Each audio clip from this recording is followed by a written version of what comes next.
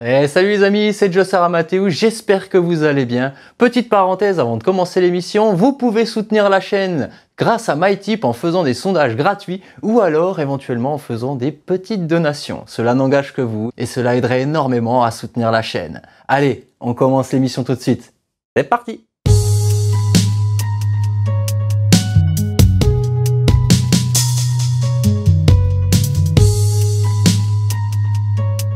Je vous souhaite la bienvenue dans les nouveaux loups du mois, enfin des mois pour le coup, parce qu'on va regrouper octobre et novembre et je vais vous expliquer en fin de vidéo pourquoi j'ai mis autant de temps à vous sortir cette nouvelle vidéo. Et cette fois on commence avec la première acquisition, il s'agit de l'amiibo de Link de Twilight Princess qui est vraiment très joli dans la finition, je l'aime énormément. Bon, à part pour les cheveux un petit peu au niveau de la mèche où c'est un petit peu dégueulasse, mais après c'est pas grave, c'est toujours fun. Cet amiibo vous propose de débloquer dans le jeu Zelda Breath of the Wild la tenue de Link, Twilight Princess évidemment, et Epona, c'est le cheval qu'on voit dans Ocarina of Time avec sa jolie crinière blanche. Toujours côté amiibo, cette fois il s'agit de l'amiibo de Link de Skyward Sword qui est vraiment magnifique celle-ci pour le coup.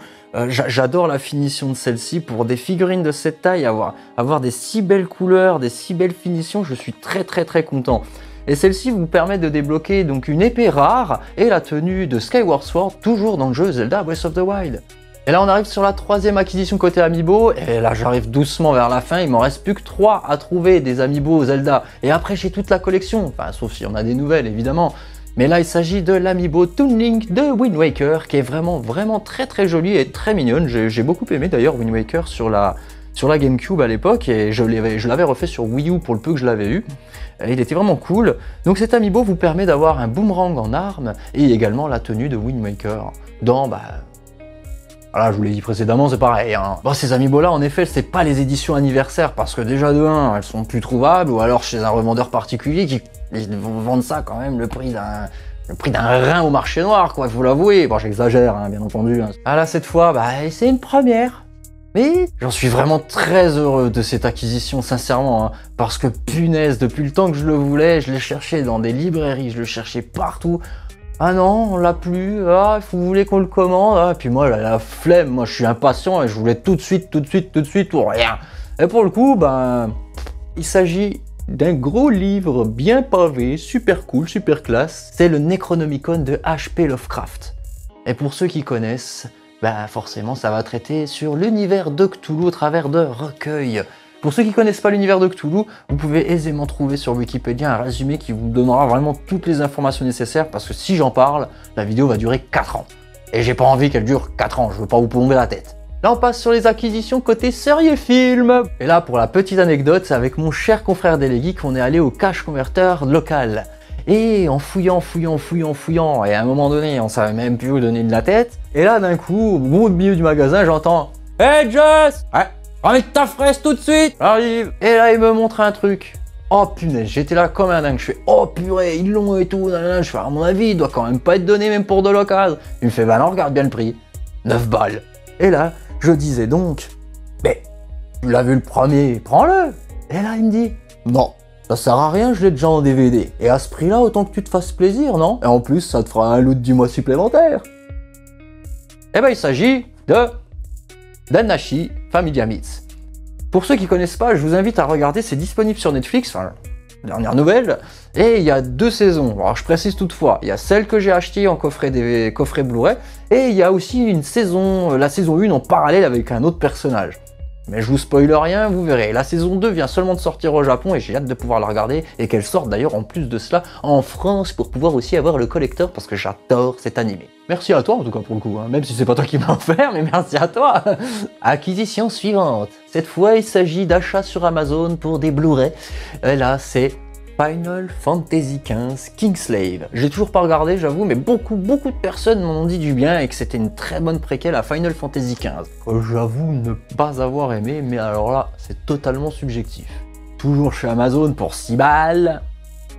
Final Fantasy VII Advent Children Complete Edition.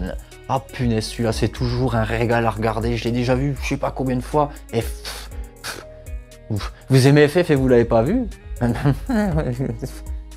Allez-y, Essayez de le trouver, il est disponible un petit peu partout à des prix un peu différents. À vous de potentiellement voir, soit vous pourrez le faire prêter, ou soit potentiellement l'acheter si vous le pouvez. En tout cas, 12 balles pour 2 films comme ça. Autant en profiter, non? Ah là, on arrive à la section que beaucoup attendaient. Ah oui.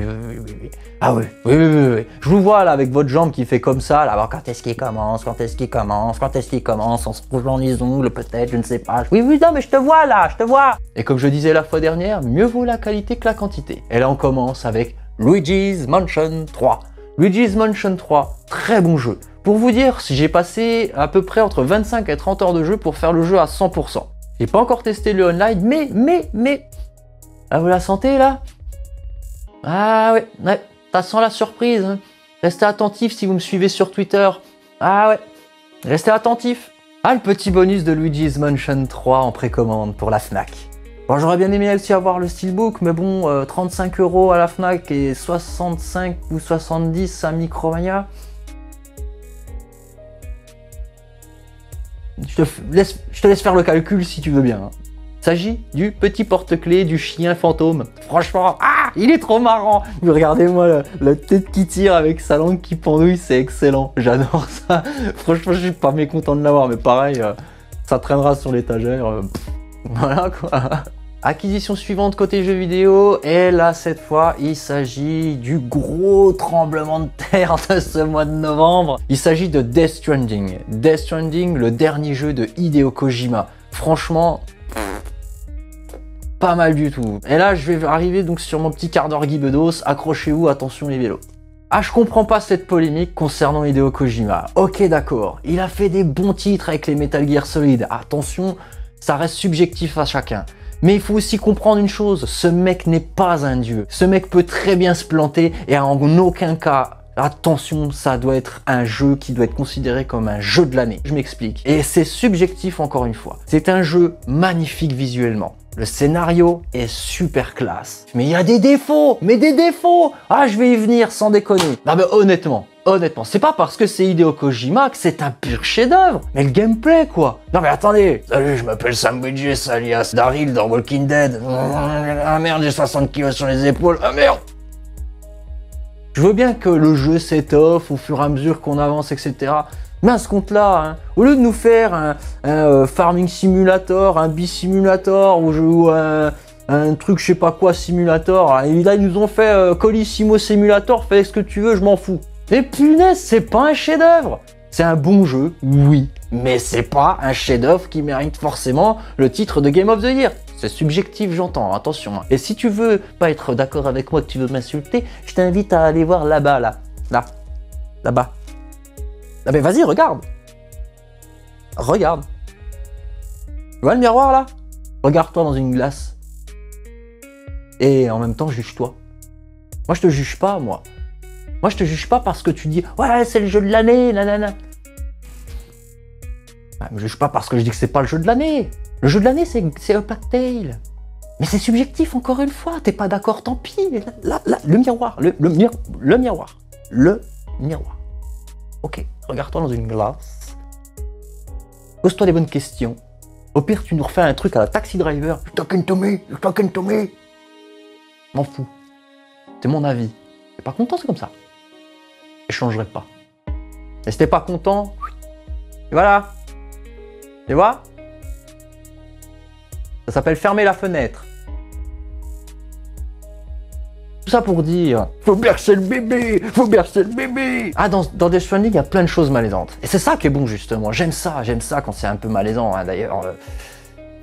Mais le problème, c'est qu'on le savoure pas parce que tu te bouffes une entrée de jeu, environ 1 heure, 1 heure et demie, tu t'en manges plein la rétine, plein les oreilles, t'as le cerveau comme ça.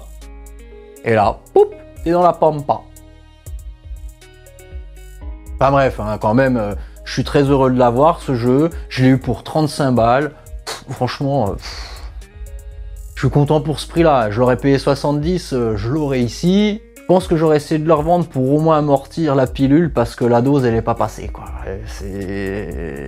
C'est pas le jeu de l'année et je reste à dire que le jeu de l'année, c'est A Plague Tale.